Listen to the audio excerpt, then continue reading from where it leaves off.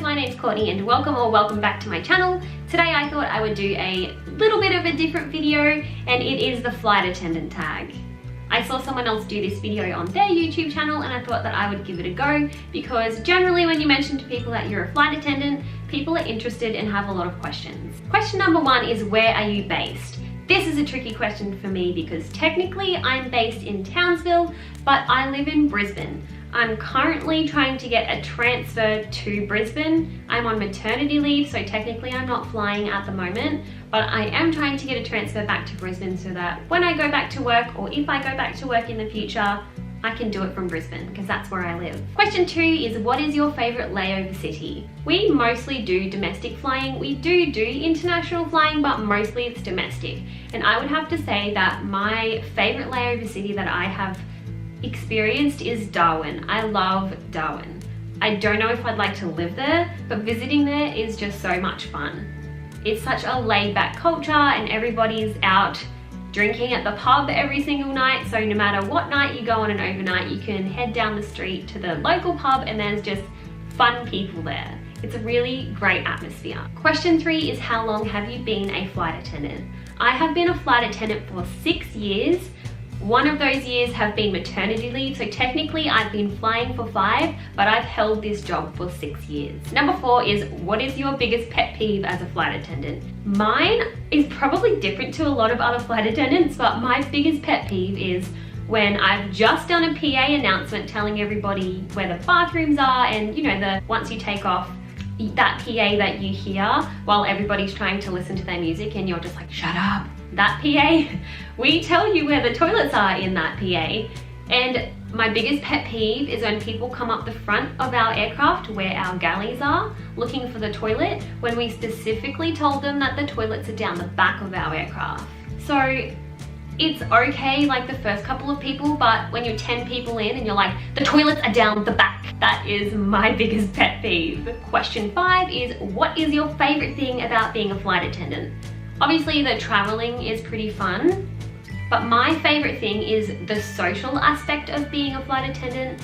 At least in Australia anyway, all the flight crew, including the pilots and the flight attendants, we all think quite like-mindedly, like most of us anyway.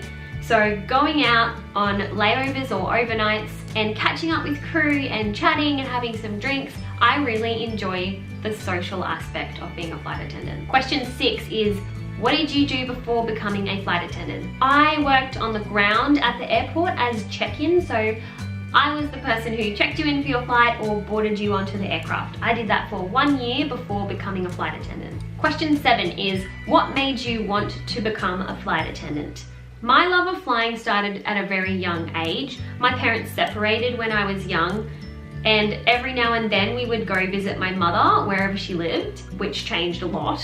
But I was flying by myself from a young age of about 4 or 5. I was flying by myself, and I just remember seeing the flight attendants and they were always so lovely to me. And that's kind of where my love for flying started. It wasn't until the end of high school that I realized that that's what I want to do as a career or a job, because I didn't have a passion for anything else and I loved flying. So I was like, why not become a flight attendant? Question number 8 is, what is the one thing that you must have on a layover? For me, that is my mobile phone. I can't not have my mobile phone. Not only because I feel disconnected if I can't text or call my friends or family, but also because I get lost so easily. I have the most terrible sense of direction. So if I want to go for a wander away from the hotel, if I didn't have my phone, I would just be wandering the streets of Darwin for 5 years because I'm lost.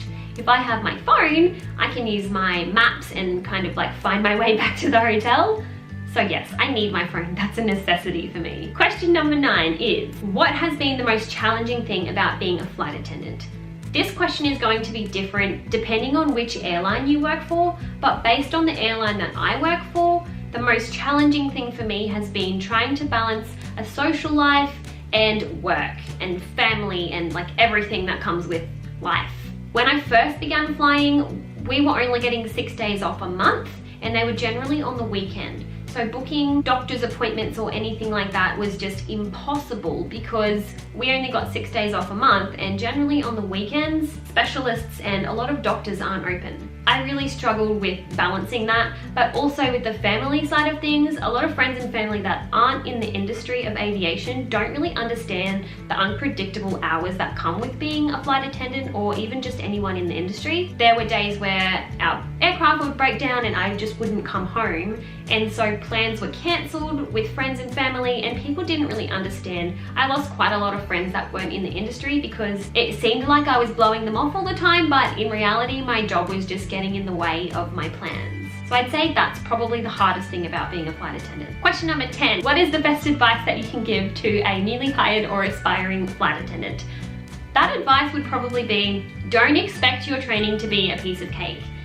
At least in Australia anyway, it might be different overseas, but in Australia, the training is intense becoming a flight attendant. Each company is different as to how long the training goes for. Ours was 3 weeks, and it was just 3 weeks of intense training and evacuation drills and learning what to do in the event of a hijacking or an emergency landing or a pilot incapacitation or a fire. And it was just drill after drill after drill and exam after exam after exam, and it's very high pass mark. And if you don't pass, you just don't get the job. So for me, I would say that the best advice I could give to you is do your research before becoming a flight attendant into what to expect out of ground school, which is the training that you go through before becoming a flight attendant. That is it, guys, for the flight attendant tag. Thank you so much for watching. If you like this video, give it a thumbs up, and if you haven't already subscribed, you can subscribe below if you'd like to follow our journey, and I will see you guys in the next video. Bye!